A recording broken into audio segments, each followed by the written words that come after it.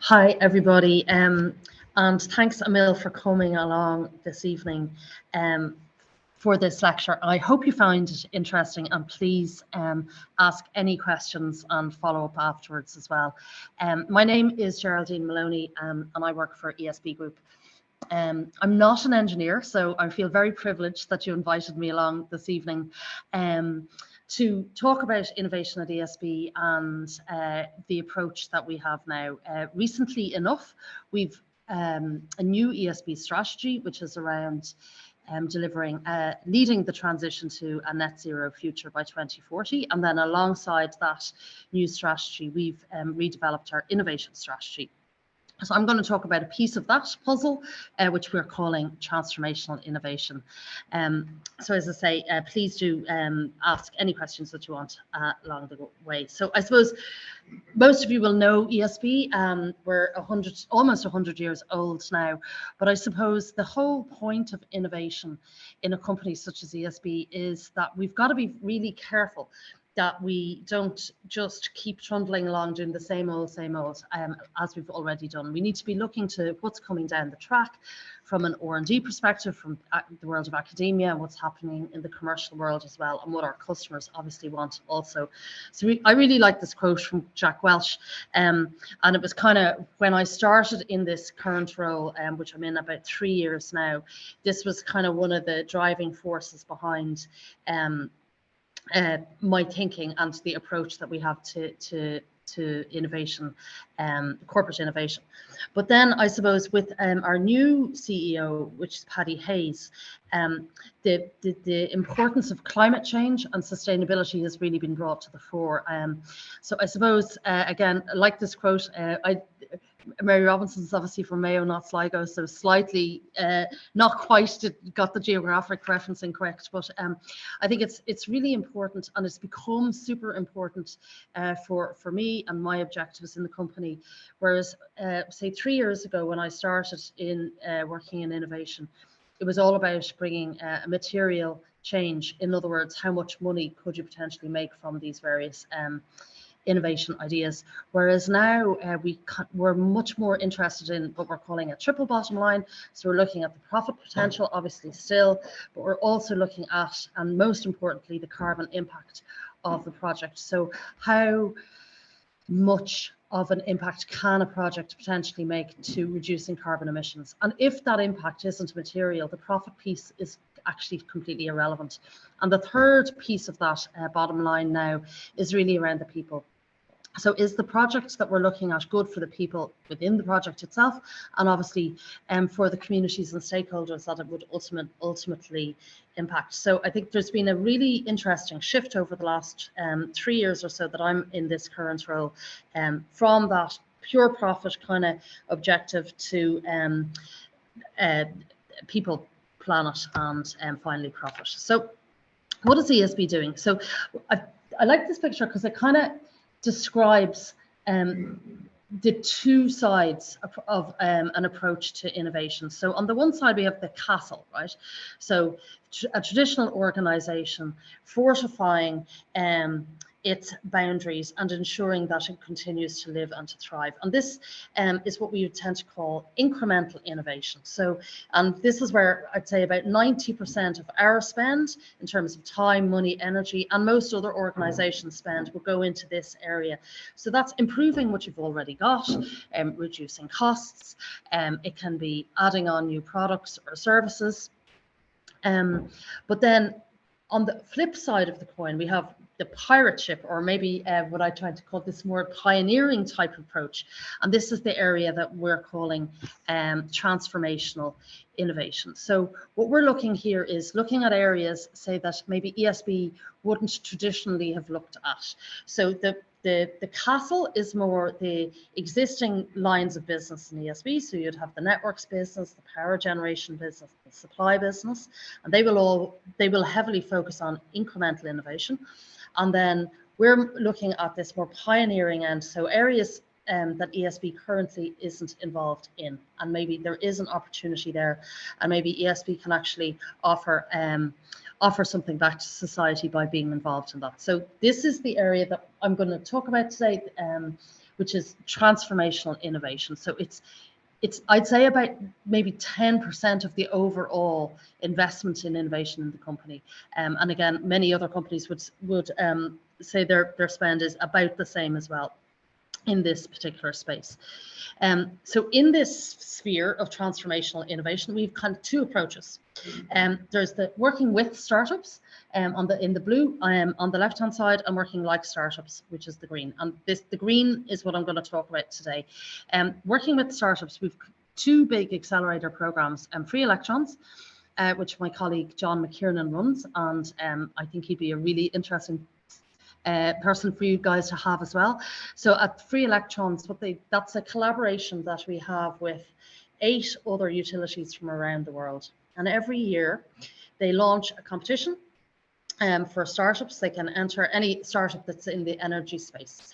So the startups basically pitch in, this is what we can do for you, and then the utilities say yes or no, I'm interested or not. And they take usually about 800 startups this week. For this year's program, they're slimming the 800 already slimmed down to about 60, and this week that 60 will become 30, and those 30 will go through a program over about it takes about 6 months for them to go through it. And at the end of the program, what will happen is, but there will be one winner, and they will get that startup will get $200,000 investment in their company, and that's equity free.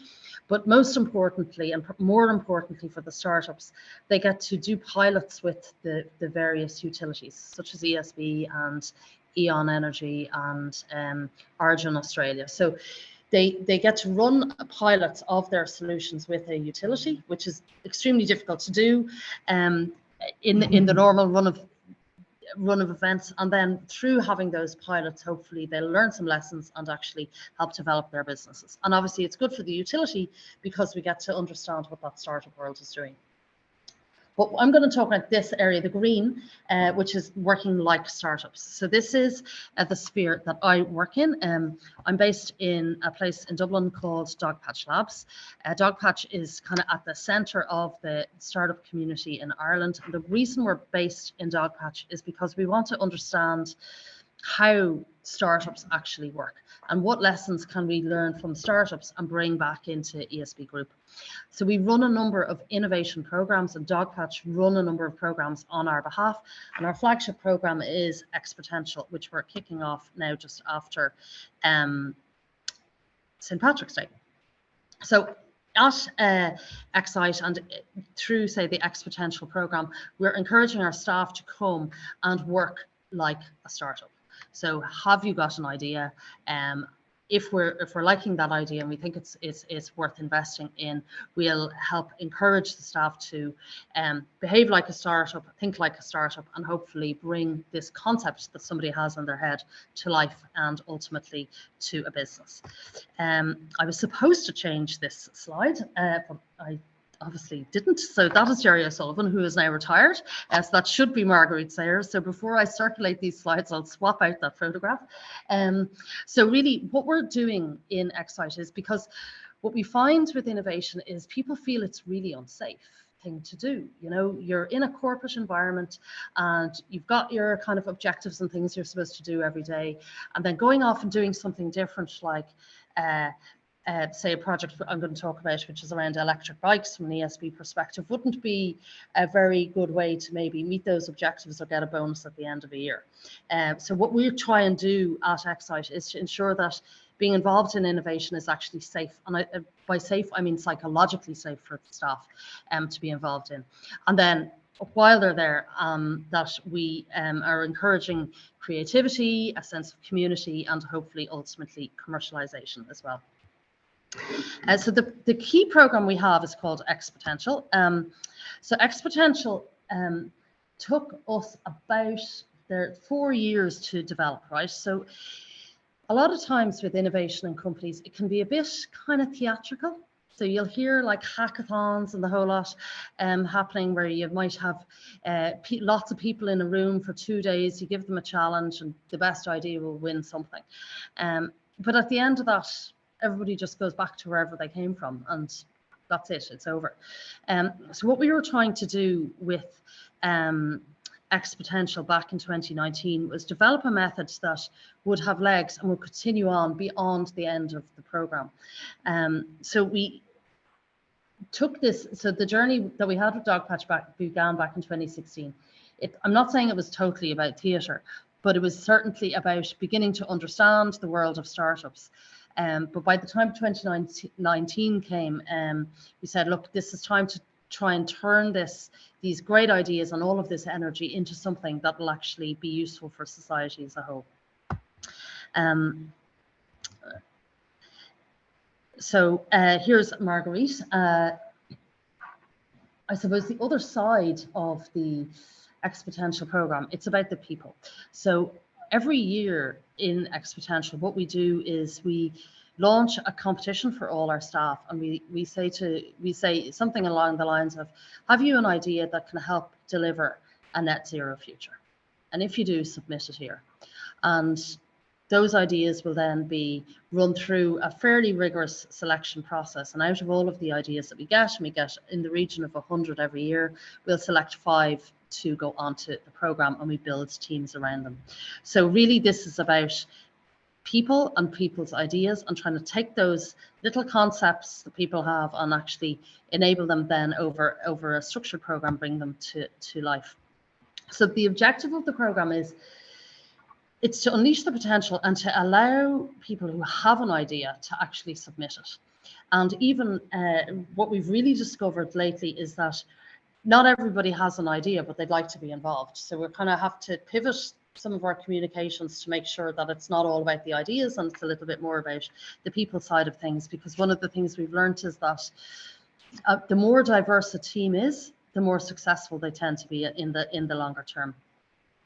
The second big objective is that all of these innovation projects, and this is speaking to that psychological safety piece that I mentioned earlier, is they need to be very visible, and they need to have senior support. So over the course of the program, we would bring in our CEO, we'll bring in Marguerite, we'll bring in a number of our directors and the senior management community to support the teams, to feel that what they're doing is okay, that it's okay to be a little bit different and to be stepping outside of the box. And that's a really important facet of the program. And I'd find that people who've been through it before would say, you know, it's amazing. I've never had a cup of coffee with a director of the company before. And I never would have had that opportunity. And that was a really, and I've had my ideas challenged by a director of the company, and that's a really good, valuable kind of learning experience. And I was able to answer the questions, or I wasn't, and so on and so on. So it's kind of trying to build people up from that perspective as well. It is a great learning opportunity. It's a really intense program. Emlyn was on it, he'll tell you.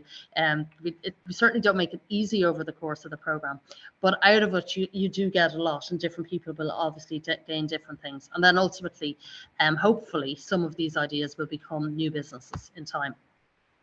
Then to support our teams, so we have these teams, so 5 teams every year, and those teams then are supported by sponsors, and an SME here is subject matter expert.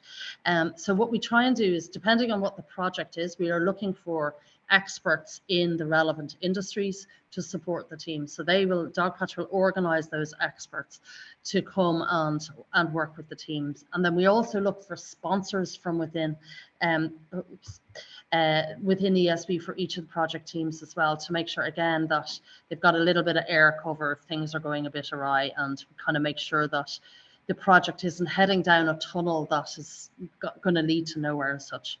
Then the Dogpatch Labs guys also put in a mentor team around all of the projects. And then we have our own Innovation Council. I have a slide on them later. So this is the group of people. There's about 11 people on this council. They're drawn from, ESB has 9 businesses. So it's the innovation managers from all of our lines of business, and then we've a financial controller and a HR director on that council too. And the teams pitch their concepts to this innovation council, and they're the ones who decide ultimately, does it go forward or not. But like, the point about this is that it's a support structure around the team. They're not just dumped into Dogpatch for a 3-month period and left to kind of get on with it. And then, you know, that was great, lads. And now you just go back to your day job. So the way this works is we've 5 teams, about 4 people on each team. We started with 3 and it was too few. If one person gets sick, you're down to 2, and so there's no give in it. So 4 is about right, we feel. As it starts to get bigger, then the lines of communication start getting confused. So 4 is about right, gives you a little bit of wriggle room. The program itself takes approximately 13 weeks, and the way we do it is we do 3 weeks immersive on site. So we run it over the calendar months of September to November. So it'll be a week in September, a week in October, a week in November, and then 20% time. So the intervening weeks will usually get a Thursday dedicated to the projects as well. So it's quite a significant time commitment for all of the team members. It's in the region of 30 days. So out of a 220-day working calendar, 30 days is a significant commitment, and we always have great fun persuading line managers it's worth it. This is the calendar for this year. So we're about to, actually, it's not, but anyway, it's badly drawn. We're launching just after St. Patrick's Day on the 20th of March. The applications will be open until the 17th of April, and then we start selecting ideas. So we've a team of people doing ideas, and then we've a totally separate process running for participants. And we'll have all of that finished by around the middle of May. And then here, just before June, and because we've this big challenge of avoiding summer holidays, we'll bring the teams and their ideas together for the first time, so they actually get to meet. And this was a big challenge during COVID because nobody got to meet anybody, and that was kind of tough. So we were doing everything on Zoom and Teams the whole time, which was difficult in terms of kind of getting to build a platform of trust between all of the team members. And then, as I say, this will run through September, October, and November. And these are just the 4 weeks labeled here on the thing, and this is just a more detailed version of it. And the other thing on this slide that you'll see here is this final pitch day here on the 24th of November. So this is also the day of the Late Late Toy Show, if anybody's interested.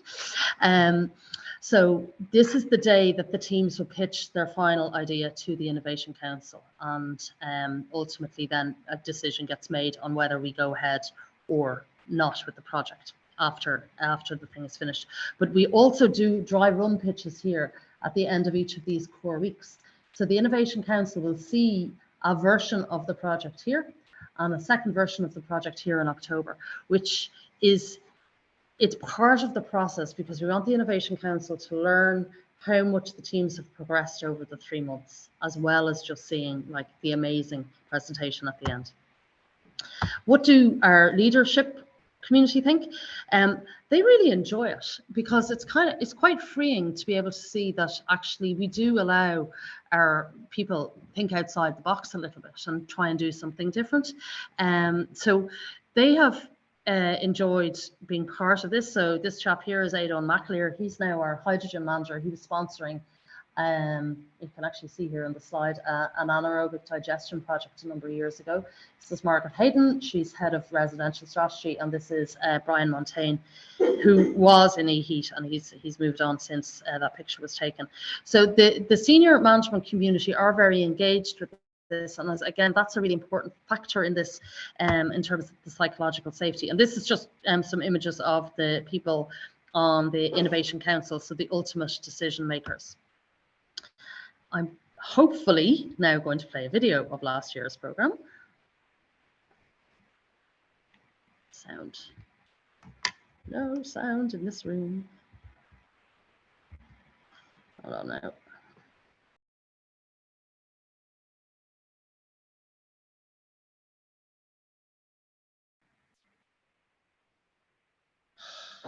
We had it going.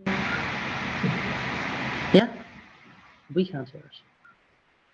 To come and work in a live entrepreneurial environment. The program works by having 5 teams working on new business ideas over a 12-week period where they turn that idea into an investable business proposition. Last year, we really defined our innovation strategy within Exponential, focusing on 3 core areas that are quite difficult to decarbonize. So, for example, we've got DC Squared this year, which is looking at how we can shift loads of data centers to times when there's lots of renewable production on the grid. We've got Accelerate that are looking at anaerobic digesters and the potential that they have to decarbonize agriculture across Ireland, really.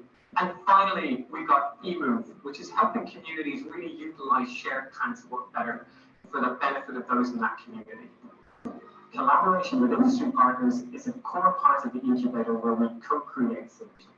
Some of the things we've been doing with the team from Winchell last year and from DC Squared this year is we're actually bringing those solutions to pilots. We then blueprint those solutions and we'll share them globally with both energy suppliers and our enterprise and service provider customers. It really brought me outside of my box and my way of thinking. It's very easy to get stuck in a cycle of we've always done it that way or that's just how we do it. Taking part in Exponential allowed me to see new possibilities and new ideas. And when you're not stuck into that box, it's incredible the potential that things have.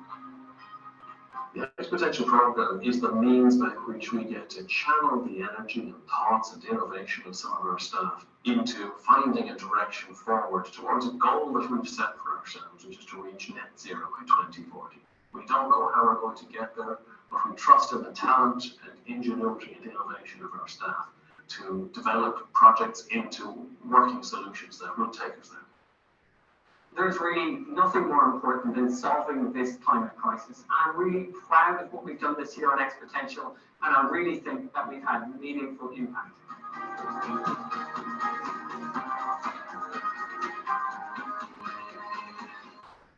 Okay, mute.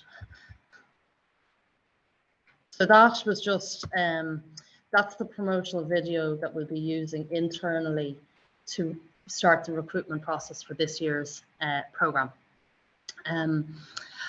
So I'm going to just fly through some of the projects that have come through the program. Just I thought it would be a little bit more interesting than the theoretical side of things. So Accelerate was one of the projects mentioned in that video. So this is one we've actually looked at this for a couple of years, and this is one of my big learnings of working now in innovation for the last 3 years or so, is that, like, in theory, the way people understand startups is it all happens like super fast, but it doesn't. It takes a long, long time. On average, it takes 5 years from the germ of an idea in somebody's head to take it through to first revenue within a corporate, right? So we looked at anaerobic digestion first back in 2019, and here we are again. This was in 2022 looking at it, and now we're into 2023. So what Accelerate is looking at is the potential for anaerobic digestion to benefit rural communities to be more resilient in terms of their energy costs into the future. Okay, and what's different about this proposal from the one that we looked at in 2019 was we're looking here at ESB co-collaborating with the farming community and with food processors, say, such as Kerry Group. And the idea here is that instead of ESB owning this and selling output, it's actually that there's a 3-way partnership approach. So these anaerobic digesters would be relatively small scale, based within a local community, obviously close to a processing plant, and the farmers are providing the feedstock to the plant and taking the digestate from it. There's some really interesting like science around this. The big challenge with AD that we found so far is in terms of the economics and making it stack up. So we're doing a piece of work now with Enterprise Ireland just to see, can we unlock a pilot of this and see, can we actually begin to get this to work. So there's a lot of discussion around AD at the moment in the media. So we're very hopeful that we'll be able to bring something to life. And I suppose the reason that this is sitting in innovation rather than in, say, the generation business in ESB is because we're taking a very different tack to that traditional approach, in that we're saying that this, from a business model perspective, isn't ESB wholly owning anything. It's actually, we're doing this in partnership with the community, which is that it'll ultimately serve. Second project here is drones. We've actually had 2 projects again in this area. So Dragonfly was from 2020, and it was looking at the idea of using drones to assess the asset health along our linear asset base. And we, after the exponential program, what we did was we ran a pilot through that following summer, and we discovered that the real issue wasn't really in the drone side of things. It was actually in the image quality side of things. So what happened then was that a whole new project started up where we started looking at, okay, what kind of a service would we require in order to capture images of sufficient quality to assess the asset health on the linear side of things. But in parallel, when we were presenting our output, our colleagues over in ESB Networks were looking at this and said, oh, that's really interesting what you guys have done. And they have, they're now looking at taking that same they are taking that same technology that we developed in 2020 to map the tail end of the low voltage network, which isn't in our GIS systems at the moment. So it's really interesting. That project went from looking at the medium voltage and high voltage network, and it's actually wound up in the low voltage area. So it's kind of funny the way with innovation things can twist and turn. So I think the key message there for me is that you're doing something, you don't necessarily know where you're going to end up, and you have to leave things loose enough so that you can pivot and change, and you haven't said that's going to be our outcome. And that's where the need nearly to separate the transformational innovation out of your core business sits, because the core business has its own objectives that's going to have to hit at the end of a year or a quarter or whatever. This project then again was just mentioned that in that video. I was kind of befuddled about the best way to present this. So what we started to look at, this project stemmed from a piece of work that we did with Microsoft, where we were looking at putting green hydrogen as a backup energy store for their data centers. And that was all very well. And obviously there was lots of questions about where's the hydrogen going to come from and the whole lot.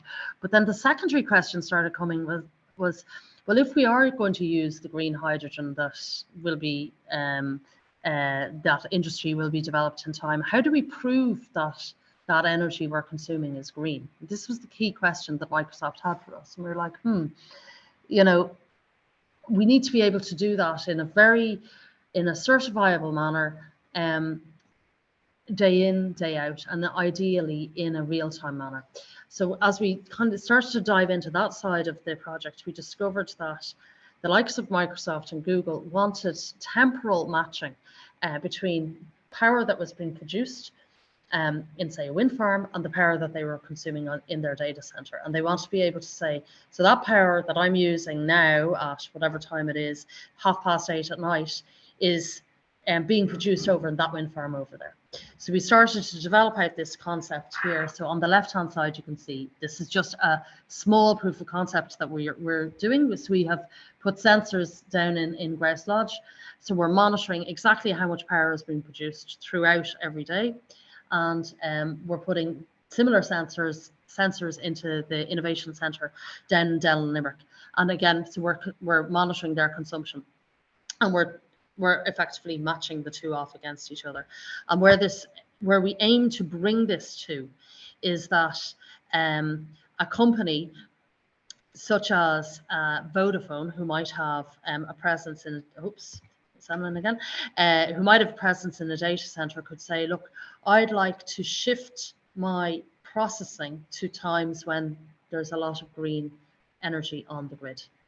So by being able to actually say, look, this is exactly what's happening right now, we need to be able to, we being, say, Vodafone, can decide when they want their data processing to actually happen. It's a really, really interesting space. We're collaborating with VMware, so you saw Lorcan on that video, Dell, and blockchain startup called Verus to develop this out. So Again, we're talking to Enterprise Ireland about this and hoping to have early stage demo available by the summertime of this year. So it's a really interesting space, and we think that if we can bring this to life the way we envisage it, it will help drive more investment into the renewable generation as well. Next project I'm going to talk about is one that Emlyn worked on a couple of years ago. So this was one of our COVID projects, HubX, guests from the original team. So it was looking at the whole area of shared e-mobility, and specifically this team looked at e-bikes. So the idea of HubX was that electric bikes are a fairly expensive piece of equipment. And what if we being ESB, provided a service where people could use an electric bike when they wanted to say get from I'm from Dublin, so from the periphery of Dublin, so say from the M50 into the city centre. So they might travel to, say, the Red Cow Lewis stop, where there's a big car park, leave the car at that Lewis stop and take an electric bike the rest of their journey, and then take the bike back out to the Red Cow on their way home again. So they envisaged a world where you would have both a car potentially and a bike, but you'd use both of them, multimodal transport, to get to your destination. So after the program, we applied for and were accepted into this consortium called Interreg Northwest Europe. So we are still running. We've been running a pilot now for about 8 months in Dublin. So we have 112 electric bikes. Some of them are from this provider up at the top, which is Moby, and the others are from Bleeper down the bottom. And we have this app, which again, the team developed out the concept for, because their vision of this was that, look, it's going to be no good if you drive to that M50 car park and there's no bike available. You need to be able to book it in advance and know it's available for you. So we've developed an app which allows you to do that. So you can book and pay in advance, and the book's reserved, or the bike, I should say, is reserved for you. And then you take the bike and then bring it back when you're finished. So that pilot is due to end now in October of this year. But it's not ending there, and the next couple of slides will show you where we're going to. So this is the pilot Ian I was telling you about earlier. We launched about 2 weeks ago in Carrick-on-Shannon. So this is a shared electric car. So same concept as the bike, it's shared. So what we've learned through the bike pilot, and we're doing a lot of work with Trinity College Dublin on this, is that a shared vehicle has the potential to take between 14 and 21 privately owned cars off the road, because the vast majority of the time your car is sitting there doing absolutely nothing. And the Irish government, and in particular the Department of Transport Policy, came in for a bit of criticism at the end of last year from the OECD about constantly promoting a car-dependent culture here. And I suppose since then, there's been a bit of a shift in the department policy, and there's now a lot more discussion around the potential of shared transport. So what we're trying here in Carrick is we're trying to figure out how you could make a shared car economically work in a more rural town, okay? Because the car needs, in order for it to break even, it needs to be hired for about 6 hours a day, which is quite a lot. In, say, a town like 6 hours a day, 7 days a week, like that's a lot of hiring, and that's a lot of people using it. So we're saying, well, how else could this work? And what the eMove team came up with last year was, well, look, there's people who need to get places all the time, and people who are reliant on others for transport. So what this is doing is we've partnered with the Leitrim Volunteer Centre and Leitrim County Council. So this is one of their volunteer drivers here. The Leitrim Volunteer Centre have use of the car Monday to Friday, 9 to 4. And what the volunteer drivers do is they drive people to, say, hospital appointments. And that service is already being provided, but the volunteer drivers were using their own cars. And now they don't have to use this car, but they can use this car. And Leitrim County Council are paying for that service. They're paying the mileage for it. And then the rest of the time, this car then is available for the rest of the community to use if and when they want it. So what we're trying to test is can this kind of a business model actually work in a more rural town? So we're trying to figure out how shared mobility would actually function across the entire country, because our long-term vision for shared mobility is that we would have a national network of mobility hubs. So here, and again, this is a concept at the moment. So we see the entirety of the island is connected, and a mobility hub would have cars and bikes and maybe scooters, Ian, if they're legislated for, cargo bikes and so on, all of them electric. Okay, and you'd have different scales of hubs. You'd have larger hubs in places like, say, a train station or maybe a school, and smaller hubs or even virtual hubs like you do here in Sligo for the Bolt bikes. So the car or the bike could be left in a certain location that's predefined and agreed with the relevant council.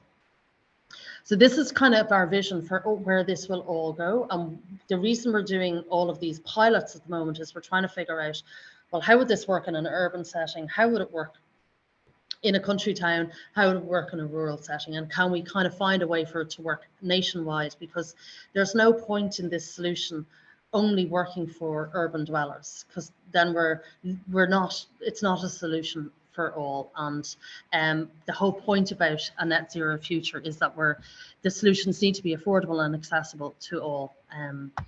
The second side of the mobility piece is a bit of IT stuff. So one of the other big learnings from this is that, and through that grant that we got from the EU, we've learned that there's a lot of companies who are really interested in this space, but they want to kind of own the whole thing. So they want you to have their app on your phone and you only use their app on their bikes or cars or whatever it is. And our vision is, well, you know, that's all very well, but really we think it should look like it's more like a Just Eat for mobility. So you go onto an app and you can book an enterprise car or a bleeper bike, or in fact, an Irish Rail train ticket on this app. So you can say, I want to go from there to there, and the app will tell you, you've got these are your options. This is the carbon footprint of the journey, and this is how much it will cost. And then you can say, yeah, this is the way I want to do it, and I press buy now. And your tickets then will be issued from whichever of these mobility companies that you have selected. And then on the payment side, you would obviously have the usual like kind of PayPals and Stripes, but also obviously integrated with the NTA's Leap Card. So we're having a lot of discussions at the moment with the department and the NTA and TFI to try and understand, does this deliver on what their strategy is, and could we potentially roll out a national infrastructure in Ireland of shared mobility, and then help solve part of that transport challenge into the future. The last project I have for you is Habitat. So this is one, it didn't come through directly through the Exponential program, but we've kind of treated it as one of those projects. So Habitat is all around submarine cable repair. So what you see here is a prototype, which is being lowered into a dive tank. And the idea here is that obviously we have there's already a lot of submarine power cables running along the seabed, and there's going to be more and more and more as offshore wind gets further and further developed. What this will allow us to do is to, and this next picture might help explain it. This is Pascal Donoghue here, using the VR version of this. So what it allows you to do is you can see his hand is inside the device. So if you can imagine, there's a diver in a tank, and these round pieces open up, and he can slide his hands in and repair the cable in situ. This is the window that he can see what he's doing. Repair the cable, the broken cable in situ on the seabed. And the big benefits of this are obviously that it costs less, it takes less time, and it's not as weather dependent as the conventional way of repairing submarine cables when they have an issue with them. So I suppose what I was trying to show you there is that like we've a very wide variety of projects on the go, all in different spaces. But I guess it's not just about the project, to kind of come back to the people side of things. The people are ultimately what this is all about, and the slide is refusing to go forward. So this is just a selection of some of the people who've been through our programs. And what we've learned is that about 40% of people who've been involved in this particular program, X Potential, have been promoted since they were on the program. So it's a pretty good statistic, and it was a kind of, we didn't see that one coming necessarily when we started this off. This guy here is Paddy Ray. He's an electrician down in Dublin Bay Power. And when he came on the program, like, he was afraid to stand up and speak in front of an audience. He literally couldn't get the words out. And he decided that as part of this, he was going to conquer that fear. And so he did the pitch for his team on the final day. And it was just an amazing thing to actually see and be part of. So huge personal achievements, huge challenges that people take on personally when they're doing something like this. It's not only the time commitment and whatever anybody has to do to kind of get their family reorganized to allow us barrel in with these great project ideas. It's also, there's a huge amount of personal development. The teams do enjoy it. It's a different way of working. It's a different way of being. And then just before I finish, I suppose the final piece is, though, and this is really, really key, is there's no point in ESB trying to do this all on its own and staying in a little ESB bubble. Where we really start to have impact is when we're collaborating with other companies and collaborating with academia in order to deliver on these solutions, because it's this sweet spot really where the opportunity lies and where we can really hopefully generate something interesting. Like, so I've shown you, say, Habitat, which is around submarine cable repair. Nobody's ever come up with something along the way we've tackled that. Say Emlyn and electric bikes. So we've taken that from, like, we know nothing about mobility, but we've kind of turned that from a really interesting kind of COVID type idea to hopefully something that can become a national infrastructure for mobility providers to plug into and for all of us to use ultimately. And the key areas that we are working in are still transport, ag, data services, and the built environment. This is just an image of the ecosystem that we're working with at the moment, but we're constantly building and developing on this. So I suppose just as I finish, I just want to say, like, we're really hoping that the work that we're doing can make a difference, and we would love if any of this has sparked an interest from you guys. If you think you'd like to come and maybe co-create with us, we'd absolutely love to have you on board and have a chat. And thank you.